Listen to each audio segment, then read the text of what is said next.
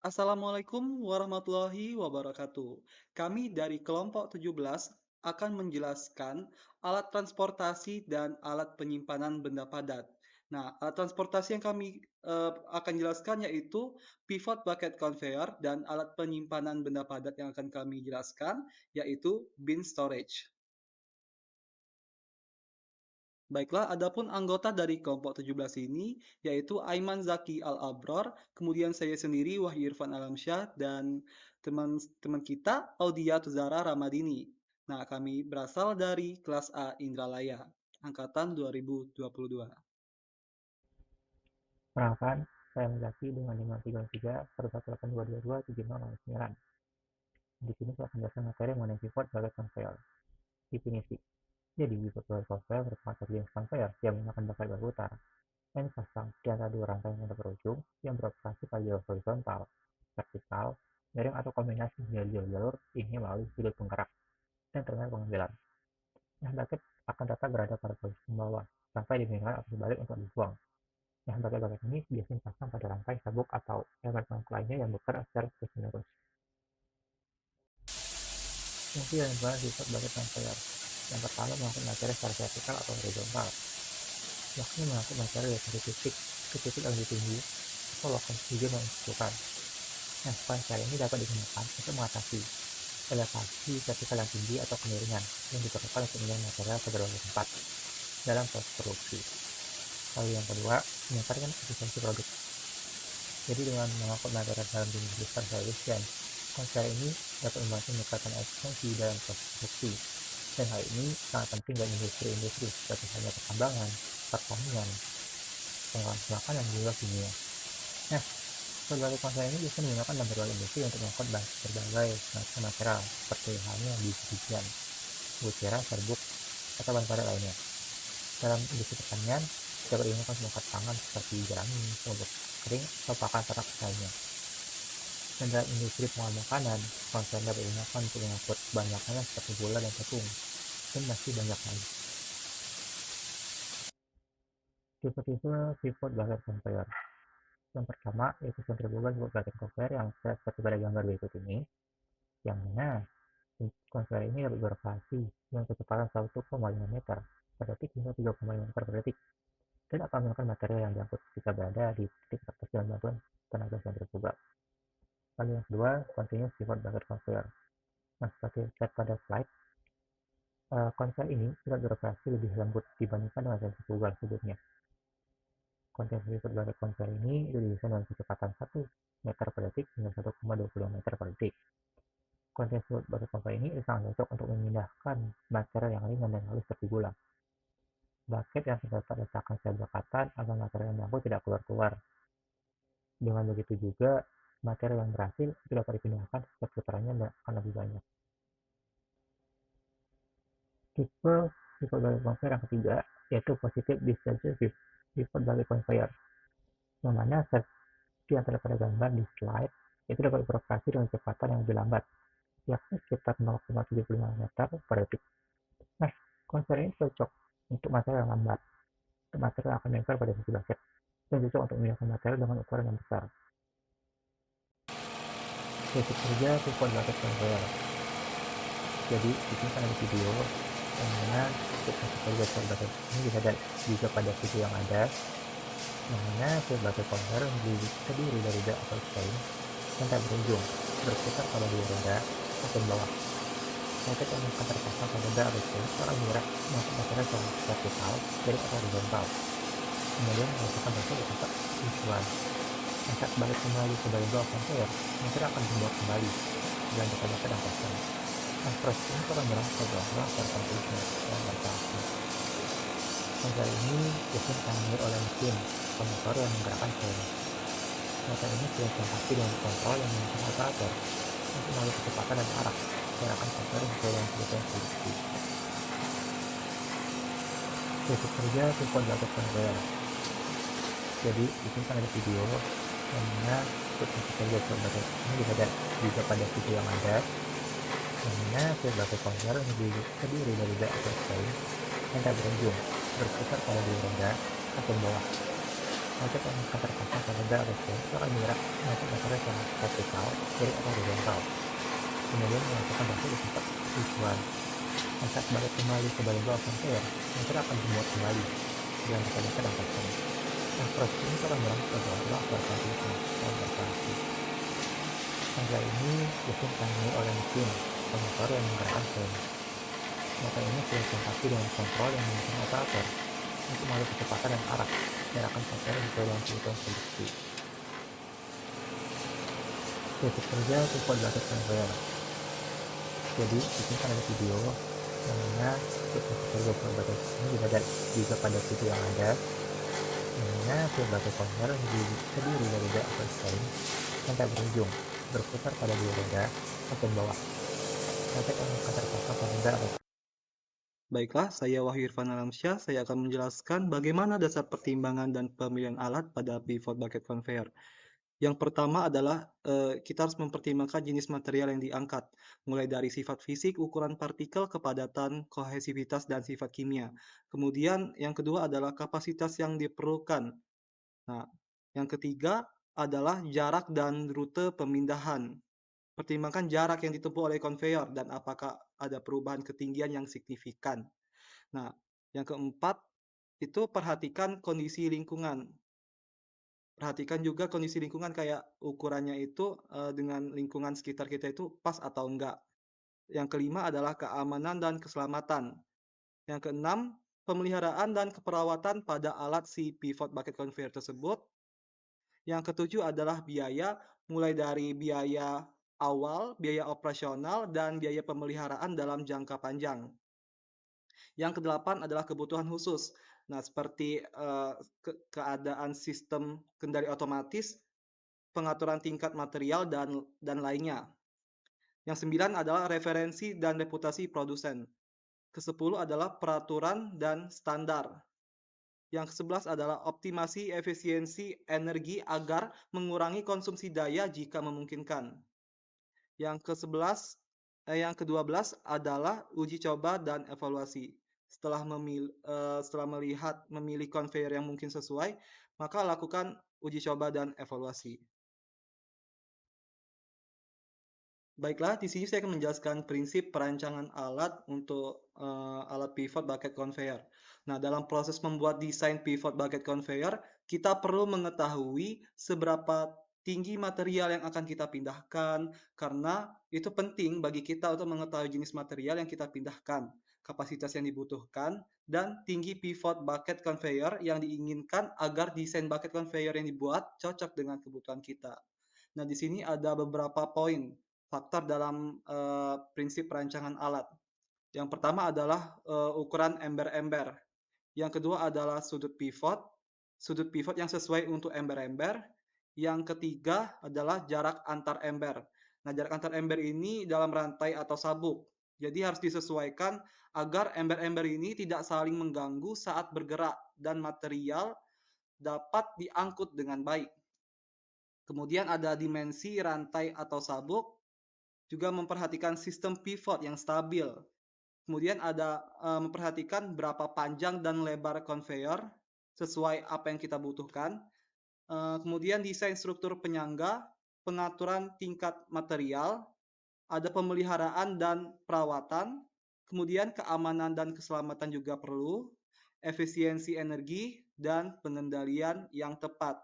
Jadi pertimbangkan juga penggunaan sistem pengendalian yang sesuai, termasuk pengaturan kecepatan dan sistem otomatisasi yang mungkin diperlukan untuk mengoptimalkan operasi.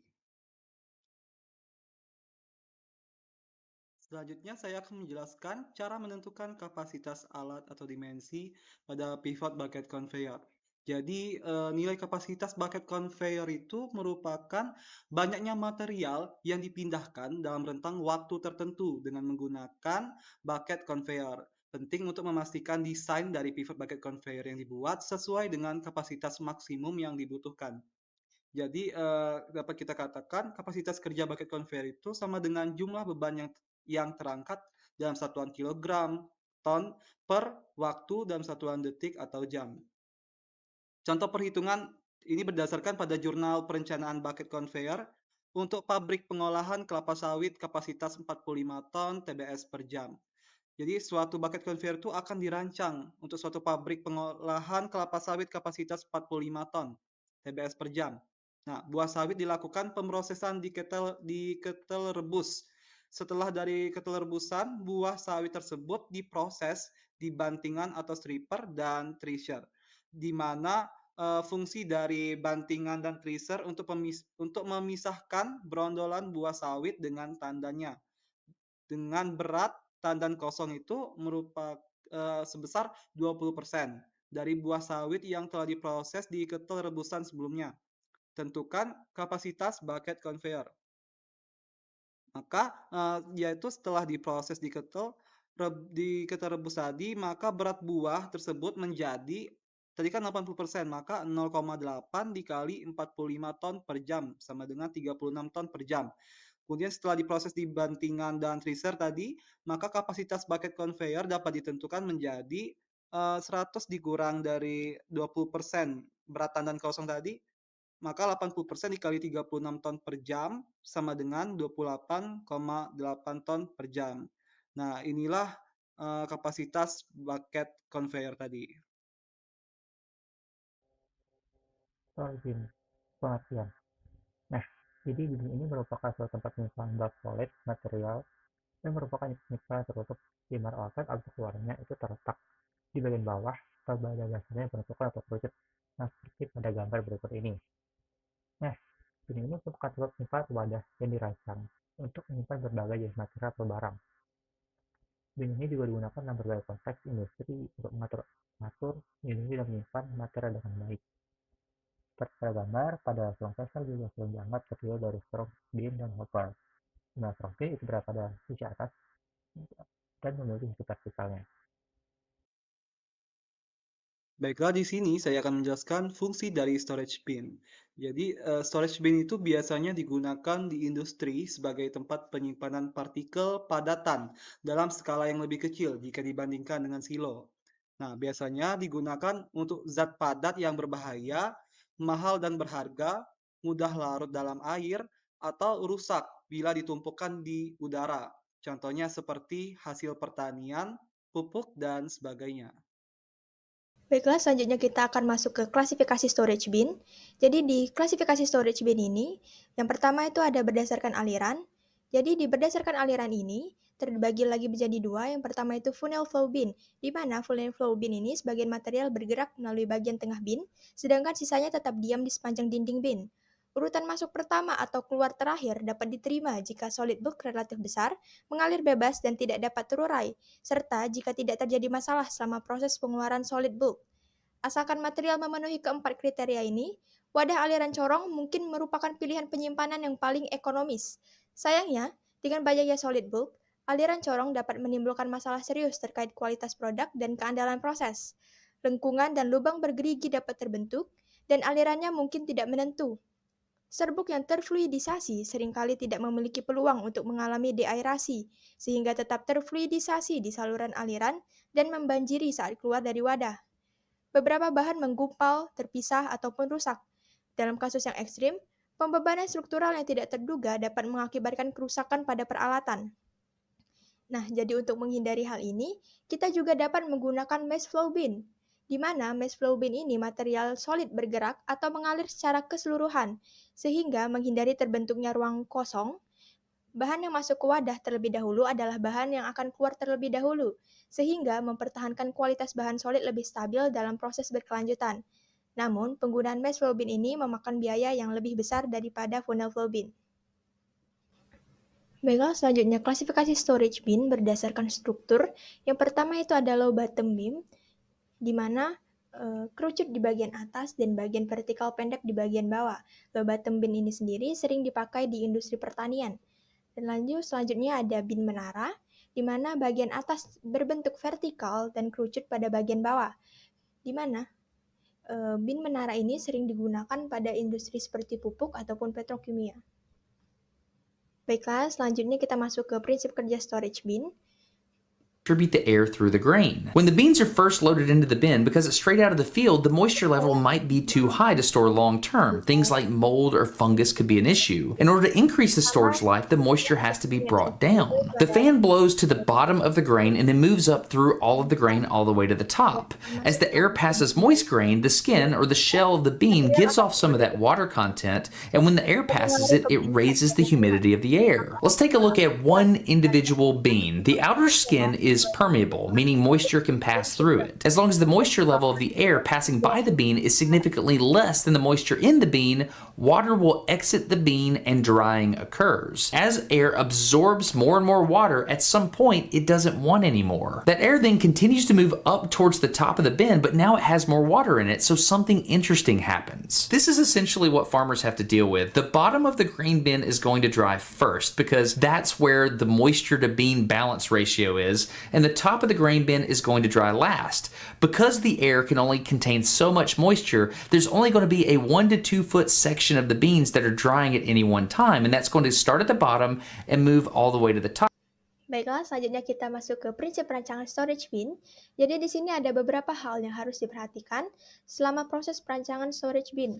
Yang pertama ada cohesive strength, diukur menggunakan direct shear tester, di mana tujuan pengukuran ini adalah untuk mencegah lengkungan dan rattling. Selanjutnya ada wall friction, diukur menggunakan direct shear tester. Tujuannya adalah untuk mengukur sudut untuk aliran massa dan gesekan internal. Selanjutnya ada bulk density atau compressibility, diukur menggunakan compressibility tester. Tujuannya adalah untuk menghitung tekanan, beban bin, dan desain feeder. Selanjutnya ada permeability, diukur menggunakan permeability tester. Tujuannya untuk menghitung discharge rates, dan setting time. Selanjutnya ada segregation tendency, diukur menggunakan segregation tester. Tujuannya adalah untuk memprediksi apakah segresi akan terjadi atau tidak. Lalu ada abrasiveness, diukur menggunakan abrasive wear tester. Tujuannya adalah untuk memprediksi masa pakai dari bin. Selanjutnya ada sliding at impact points, diukur menggunakan shoot tester. Dan bertujuan untuk menentukan sudut minimum parasut pada titik tumbukan. Dan yang terakhir ada particle friability, diukur menggunakan annular shear tester, di mana tujuannya adalah untuk menentukan pengaruh pada aliran pada kerusakan partikel. Baiklah, di sini kita masuk ke perhitungan kapasitas storage bin. Di sini saya memasukkan satu contoh soal. Sebuah pabrik pupuk ingin membuat alat penyimpanan padat bin untuk menyimpan bahan pembuatan pupuk dengan volume 5 meter persegi dan densitas 500 kg per meter kubik. Berapa kapasitas penyimpanan pada bin yang dibutuhkan? Jadi di sini diketahui volume bahan 5 meter persegi dan densitas bahan 500 kg per meter kubik. Sehingga kapasitas bin itu volume dikali densitas, di mana 5 meter persegi dikali 500 kg per meter kubik, sehingga didapat hasilnya 2.500 kg atau 2,5 ton.